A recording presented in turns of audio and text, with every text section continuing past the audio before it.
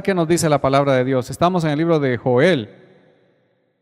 Joel versos 28, 29 del capítulo 2 dice: y después de esto derramaré mi espíritu sobre toda carne, y profetizarán vuestros hijos y vuestras hijas, vuestros ancianos soñarán sueños, y vuestros jóvenes verán visiones. Y también sobre los siervos y sobre las siervas derramaré mi espíritu en aquellos días. Sin duda es una palabra que muchos ya conocen, y es una palabra que a muchos les gusta. Probablemente es uno de los textos donde más pasamos nuestra vista. Bueno, algunos.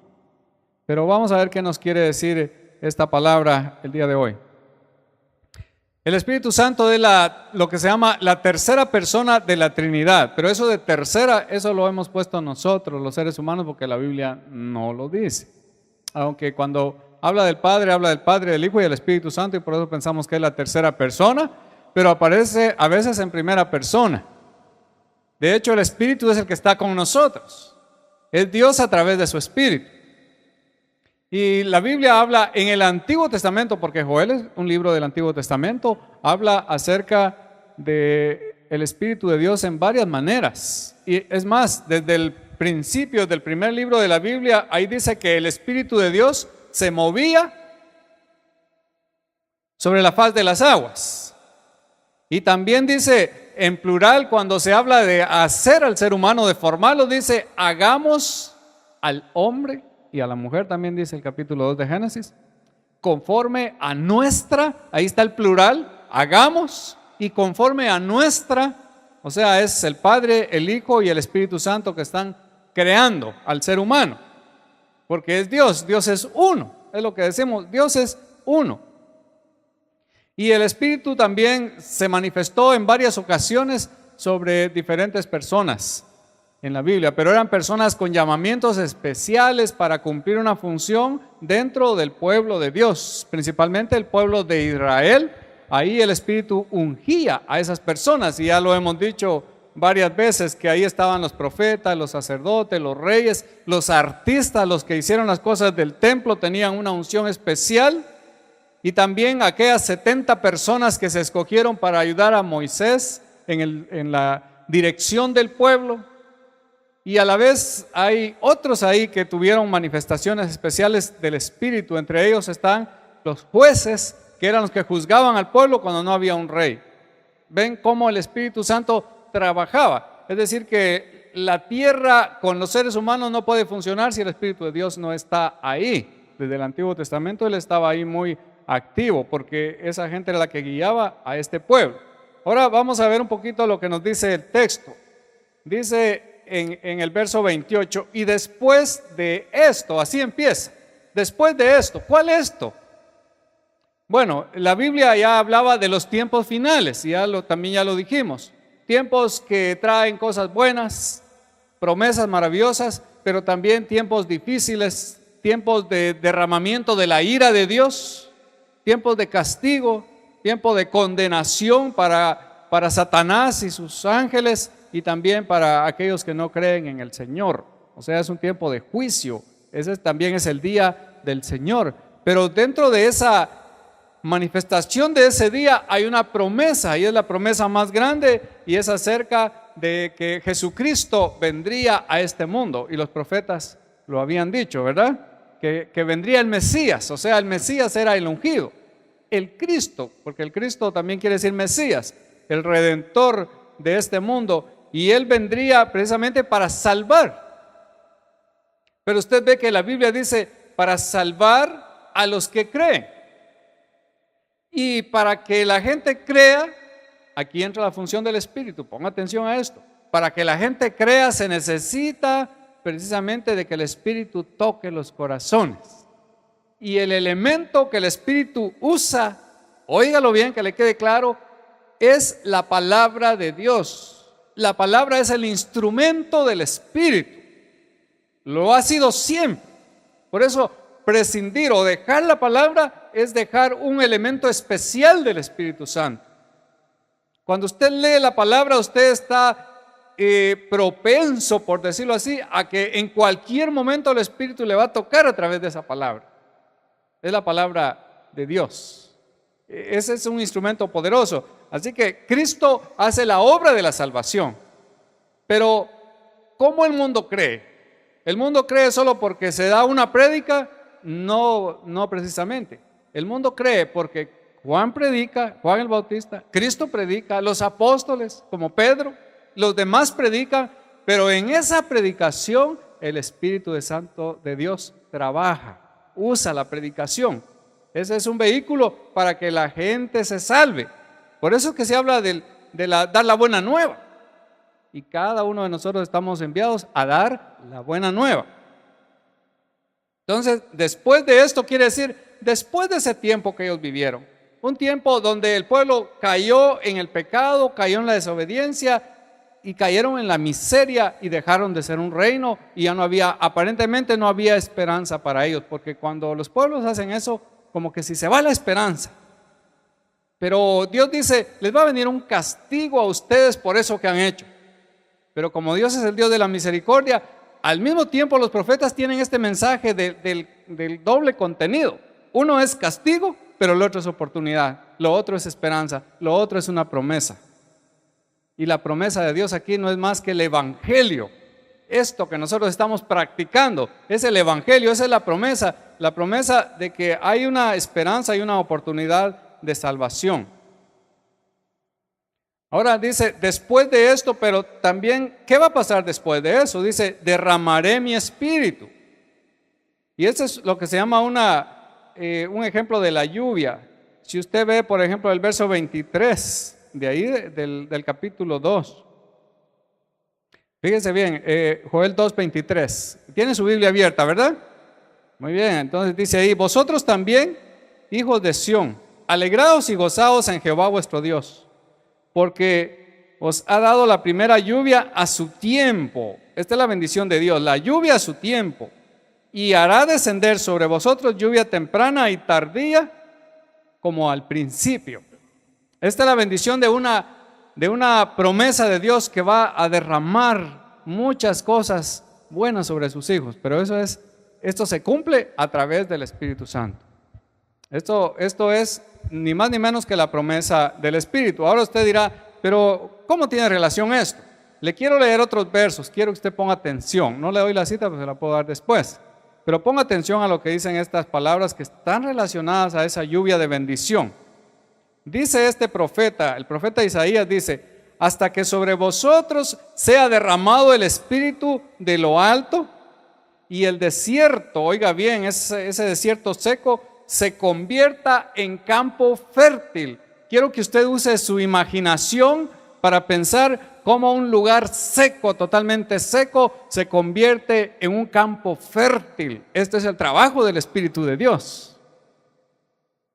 Y el campo fértil sea estimado por bosque. Requiere mucha imaginación para pensar que un desierto después es un bosque verde donde se ve mucha vida. Claro, nosotros lo aplicamos al término espiritual, ¿verdad? Ahora esta otra palabra que viene del mismo profeta dice, porque yo derramaré aguas. Otra vez la figura, yo derramaré aguas sobre el sequedal, o sea, sobre esa tierra seca donde no puede nacer monte, y ríos, otra vez la bendición de la lluvia o del agua, y ríos sobre la tierra árida, que también es tierra del desierto. Pero ahora sí habla del Espíritu, dice, mi Espíritu derramaré sobre tu generación.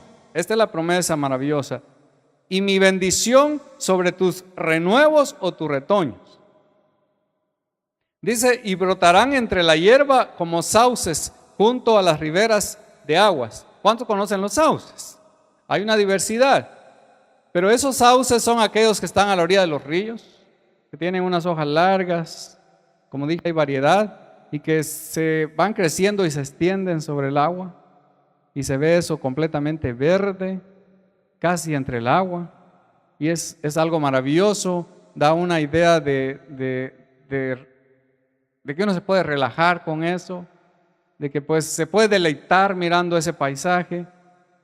Eso se compara entonces con el derramamiento del Espíritu Santo, donde había sequía, donde el pueblo ya no tenía nada, donde el pueblo ya no le encontraba sentido a la vida, ya no sabían qué iba a pasar con ellos, pensaban que sus enemigos los iban a destruir o a completar, acabar de destruir, pero Dios les muestra esta figura hermosa. Y otro pasaje todavía, esto viene del profeta Ezequiel, y dice: y pondré dentro de vosotros, esto ya es más directo, pondré dentro de vosotros mi espíritu, y haré, dice, que andéis en mis estatutos y guardéis mis preceptos y los pongáis por obra. Ponga atención a esto, porque esta es palabra del Antiguo Testamento. Después vamos a hablar de nuevo, no hoy, sino no nos da tiempo, pero más adelante. Ponga atención, dice: pondré mi espíritu ¿en dónde? Dentro de vosotros. Fíjense bien, no por ahí cerca, no que ustedes van a ver algo de Dios, ustedes van a sentir algo de Dios. Esto es diferente.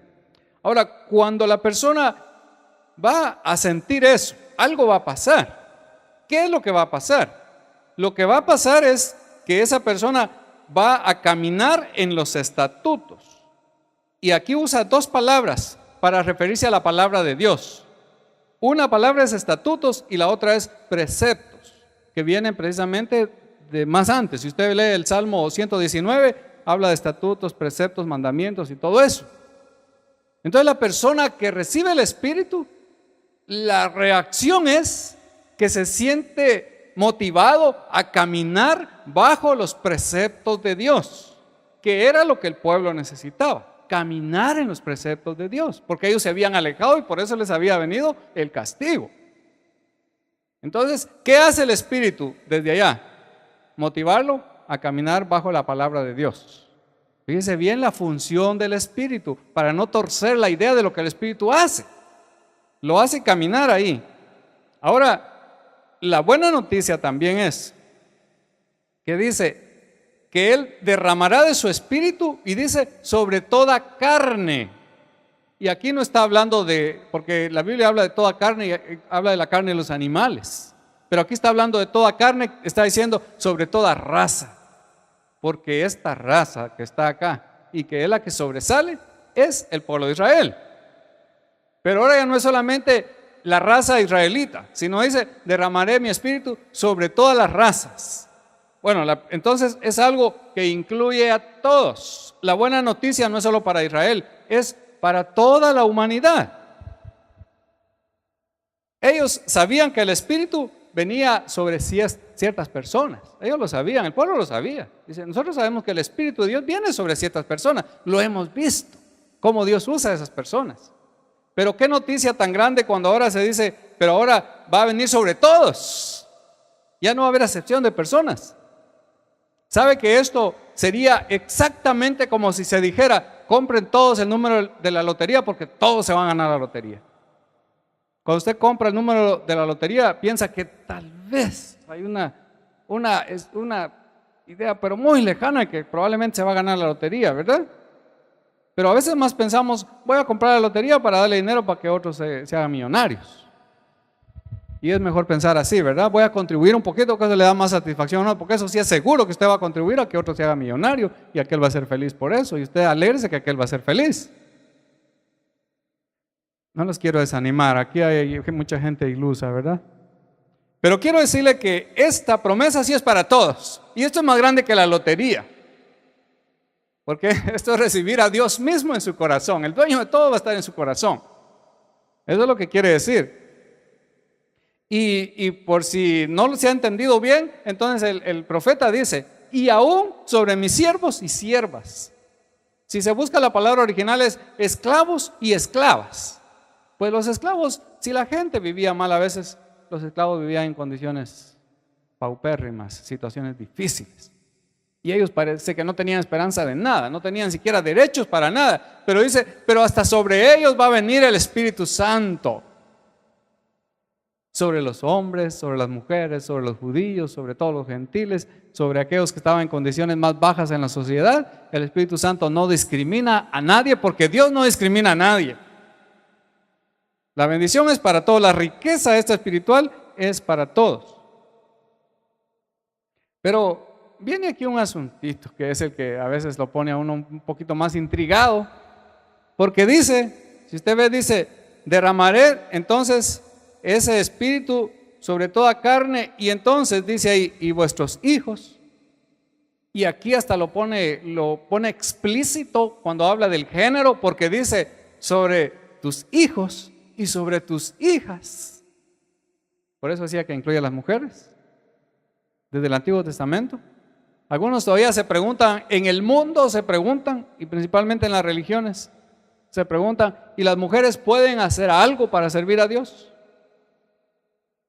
Pero aquí dice que entonces sobre sus hijos y sus hijas y ancianos, pero estos hijos e hijas dice que ellos van a profetizar, dice que ellos van a recibir una revelación para profetizar, y los ancianos van a soñar sueños, y los jóvenes también tendrán visiones. Ah, muy bien, esto es lo que a muchos les encanta hablar. Pero ¿qué significa esa palabra? ¿Acaso no se habrá torcido el texto, no se le habrán jalado los cabellos a este texto? ¿Qué significa eso? Bueno, significa muchas cosas.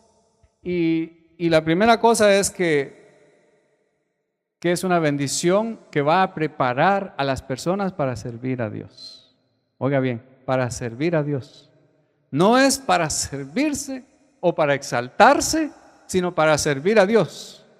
No es para tener grados o títulos dentro de la jerarquía, digamos, de la iglesia, sino para servir. Porque esto es, si uno entiende el profetismo en la Biblia, era puramente servicio, servicio al pueblo.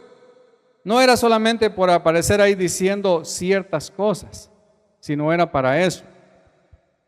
Así que Dios habla de esta manera. Bueno, habían por ahí unos dos muchachos, tal vez ancianos, que eran Eldad y Medad.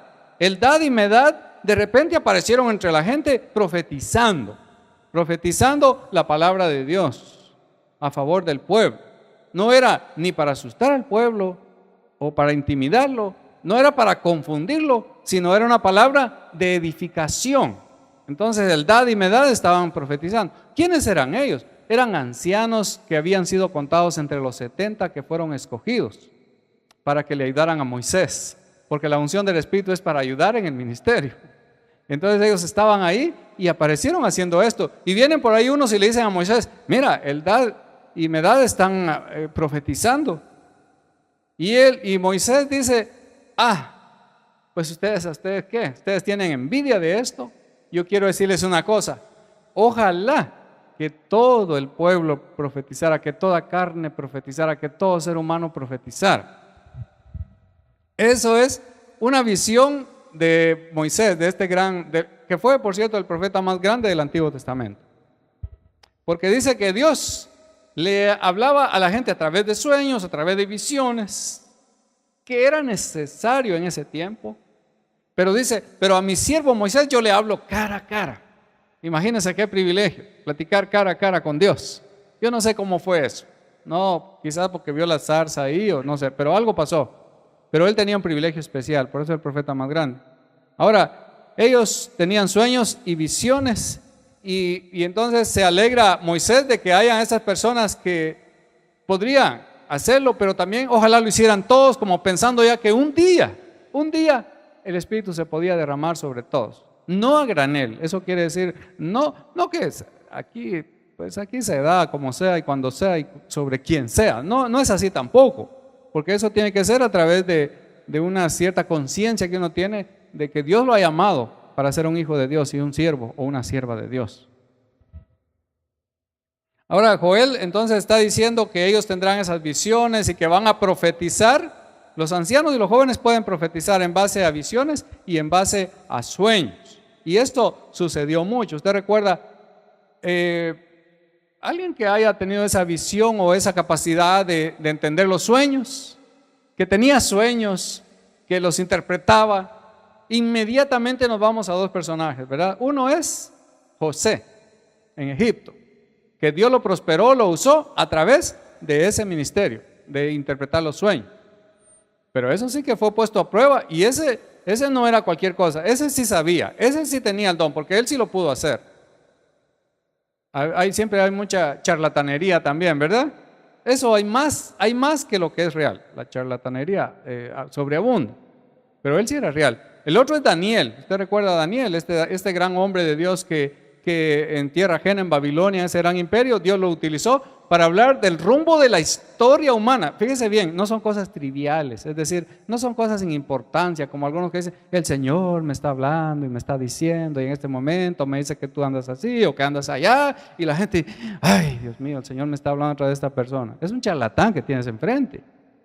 Realmente Dios está hablando a través de su palabra, y ponga atención a la palabra de Dios, no a esas tonterías. Pero de eso sobreabunda. Y la gente se deja impresionar por eso. Y Jesús dijo, es que vendrán muchos realmente haciendo esto. Vendrá mucha gente, por cierto, haciendo eso. Pero no se justifica en este tiempo, oiga bien, no se justifica que haya ese tipo de cosas. Porque todos los sueños, todas las profecías, todo esto que se dijo en ese tiempo estaba apuntando al evento magno en la historia humana, que era la salvación de la humanidad a través de Cristo. Por eso decimos que el Antiguo Testamento, toda esa profecía, sueños, visiones, lo que sea, apuntaba no a trivialidades, sino apuntaba a que Cristo vendría a este mundo. Y esa profecía se cumplió. Fíjense bien cómo se cumple ahí la palabra de Dios. Esto es muy importante. Así se cumple la palabra de un profeta, porque entre esos que mienten hay muchos y se hacen buena plata a veces con eso, porque bien hay unos que listos que viven de los ignorantes, ¿verdad? Pero usted recuerda que en el tiempo de Elías aparecen los Elías, que era el profeta de Dios, una personita contra 900 de Baal, o 450 de Baal y 450 de Acera, que al final eran lo mismo, masculino, femenino.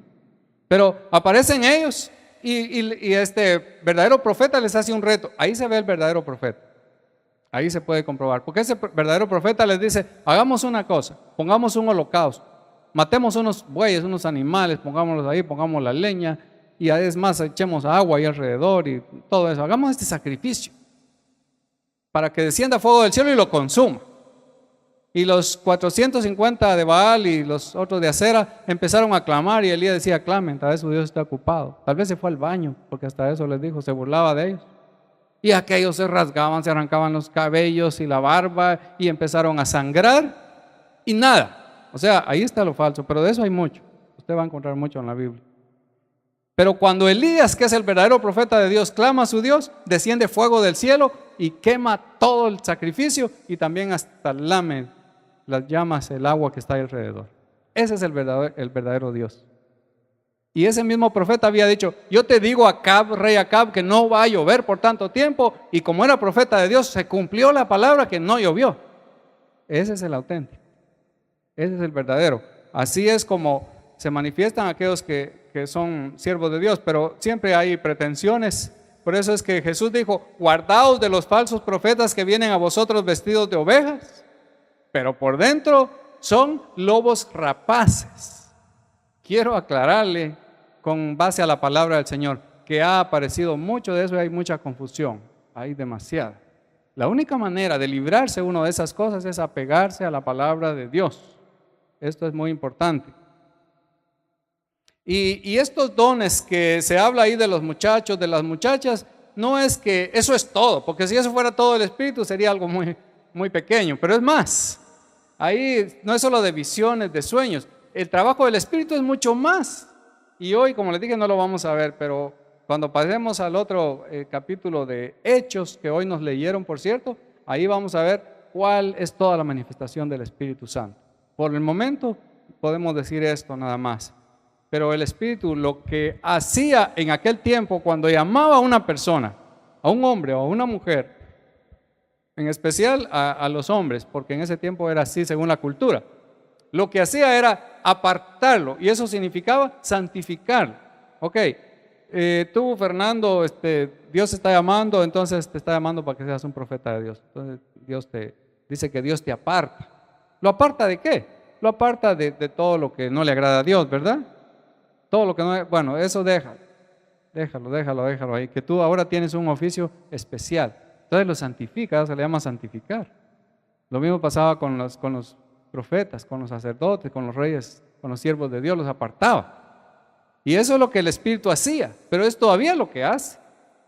Quiero decirle que como el pueblo necesitaba esa experiencia con Dios, cambiar su destino por un destino eterno, por una esperanza eterna, entonces el Espíritu se podía manifestar de dos maneras. ¿Cuáles son las dos maneras que desde el Antiguo Testamento lo dice en que el Espíritu se manifiesta? Que le quede claro esto. La primera cosa en que se manifiesta el Espíritu es en que Él nos aparta para usarnos. Esa es la primera cosa. Regularmente la gente se enfoca en esto. Bueno, yo quiero que el Espíritu me aparte para que me use porque yo quiero ser extraordinario. Porque cuando uno es usado por el Espíritu es extraordinario. Eso quiere decir salir del ordinario, salir de lo común. Usted ya no es del montón, perdonen la palabra, ya no es del montón. Usted es una persona especial porque el Espíritu le va a usar de una manera especial. Usted va a tener una vocación, un servicio, una palabra, una prédica, una enseñanza especial. Eso es lo que muchos aspiran. Dice, que el Espíritu me tome y me use. ¿Que me use cómo? Bueno, algunos dicen que me use hablando otras lenguas. Quiero hablar ruso.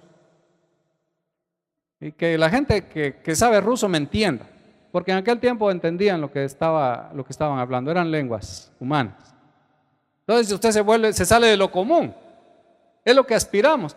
Yo como anhelo eso. Es que yo sería algo buenísimo. Yo sería excelente persona si pasa eso en mi vida. Pero la otra manera en que el Espíritu trabaja es que Él transforma y eso es lo que evadimos. El Espíritu empieza por ahí. Ese es el orden en que el Espíritu trabaja. Primero, transforma a la persona. Después la usa. Así trabaja el Espíritu de Dios. Así quiere trabajar hoy. Primero transformarnos, después usar. No, pues yo quiero andar con toda mi carga de actitudes carnales y todo eso, pero que de todas maneras el Espíritu me use. Eso no va a pasar. Primero hay que despojarse de eso. ¿Se entiende, verdad?